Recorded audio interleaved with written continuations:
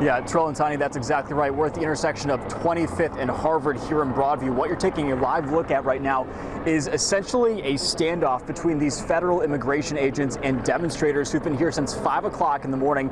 Really quickly, just to paint you a picture as to what's happened.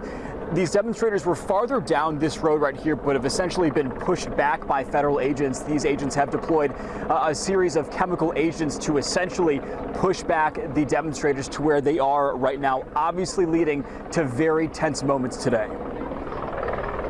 I believe that we will win! Tensions spike as anti-ICE demonstrators come face to face with federal agents. I believe that we will win! Heated protesters try to block a federal immigration SUV as they hit the hood and yell at the driver, trying to reach the Broadview ICE processing facility. The SUV not stopping as emotions among demonstrators reach a boiling point after weeks of protests here. This is not the type of action our law enforcement agencies, whether local or federal, should be conducting on U.S. soil. Army veteran Roger Lonergan has demonstrated here for weeks. Lonergan says he's serving his country once again, not in the military, but alongside these protesters. This is really what standing up for democracy looks like. It's not always putting on uniforms and going overseas.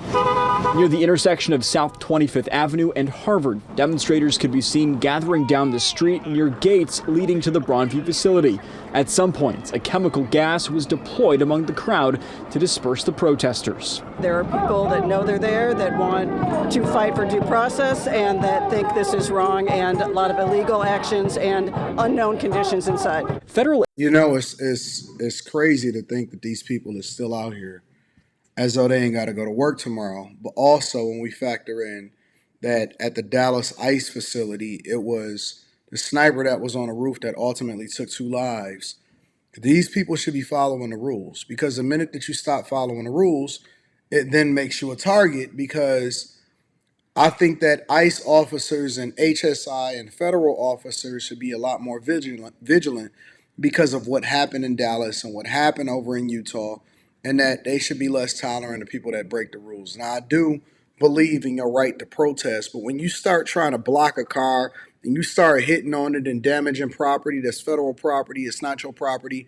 People bend the rules and they do stuff that they're not supposed to do all the time, and they expect to be treated with respect, but they don't respect the process. And it's funny because I'm looking at all of these people, and all of these people look like paid protesters.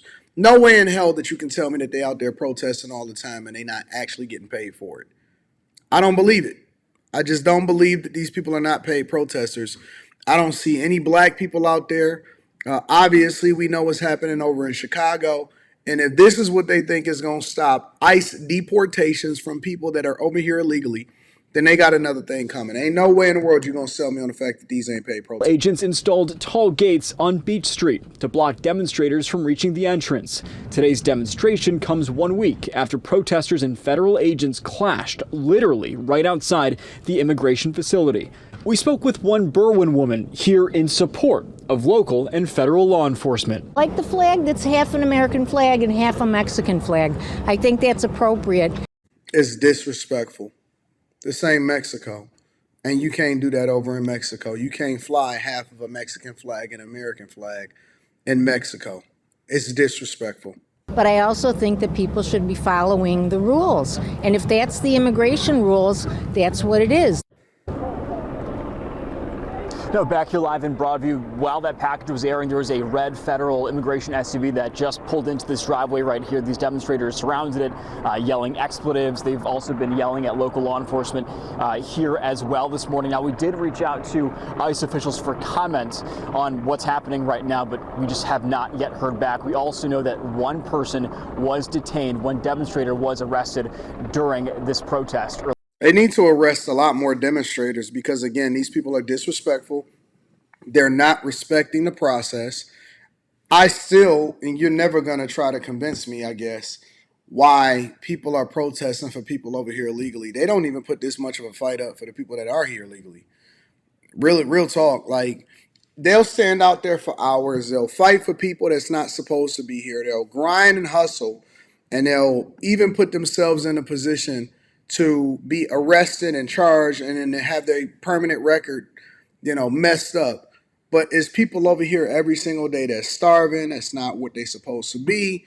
They not out there volunteering their time for that, but automatically they just show up for people that they don't know, that don't look like them, that's not from here, that broke into the country illegally. And often at times, they're often, committing crimes inside of the United States of America. Gotta be paid, protesters. Get the fuck out of here, bro. Now, protesters are back outside the ICE facility in Broadview this morning, and we captured some new video about an hour ago. Here you can see it. We see smoke from what appears to be pepper ball cartridges near the new fence put up there. We also spotted an agent atop the building with some sort of launcher. Now, Darius Johnson has been live from that scene all morning long. And Darius, you actually saw an agent fire pepper balls at the crowd standing by that new fence. These people don't even care about right or wrong anymore. The only thing they care is about doing what they want to do when they want to do it. It's just all chaos, 100%. Which does not allow them to interfere with any ICE activities.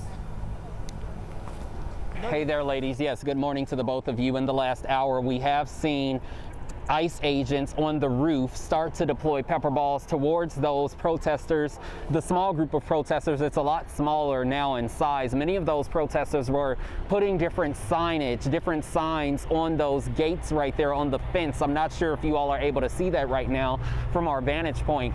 Again, those protesters were on this side of the fencing when federal agents on the roof started to deploy those pepper balls.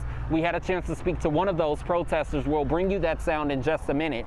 Now I want you all to take a look at some of the video from CBS News Skywatch. The video from up above shows the other protest that has stretched onto 25th Avenue. Basically, since these protesters are no longer able to block the vehicles in and out of the facility here on Beach Street, they have taken their demonstrations to 25th Avenue to block those vehicles anytime they are trying to bring detainees in or out of the facility. Even over there, they started to block one vehicle at a certain point, and that's when those agents started to deploy pepper balls on 25th Avenue as well. Now, many of these protesters say they will not be deterred by what they call excessive force from federal agents. Take a look at this new video that we just captured in downtown Chicago yesterday. It shows 4 Border Patrol boats cruising through the Chicago River as part of Operation Midway Blitz, even though Lake Michigan does not share an international border. Now, this move comes as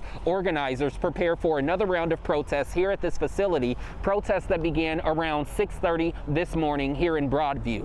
This is the same location where demonstrations escalated just last Friday, where federal agents deployed tear gas and pepper balls, as they have done again this morning, but no tear gas. These protesters insist that they've been protesting peacefully, and last week it led to 16 arrests from protesters after clashes with police. We all know that these protesters don't believe in protesting peacefully. We just witnessed them beating on a car. That's not protesting peacefully. They are literally assaulting police officers. And I don't know what it's going to take before people get the message, before we actually have Americans standing up on behalf of federal officials and the people that's on the front lines that are actually arresting and deporting people that are taking up your resources. They're taking up your tax dollars. They're taking up your jobs. They're taking your lives. We still have the Lake and Riley Act, and people forget 100% about the Lake and Riley Act, and they acting like that never happened. And so we have chaos and confusion being sold on American soil. And I was talking about it on the Millionaire Morning Show today. I said, yo, I remember a time when American cities was awesome. They had their own culture. They had their own lingo and the things that you was desiring to go and visit those places for. That's not even a thing anymore. Let me know what y'all think inside of the comments. Make sure y'all tap into the Patreon. Link is in the description. Teach Hanley, 40% off your first order, 20% off for life. I love you. I appreciate you. I'm holler at you guys later. Peace.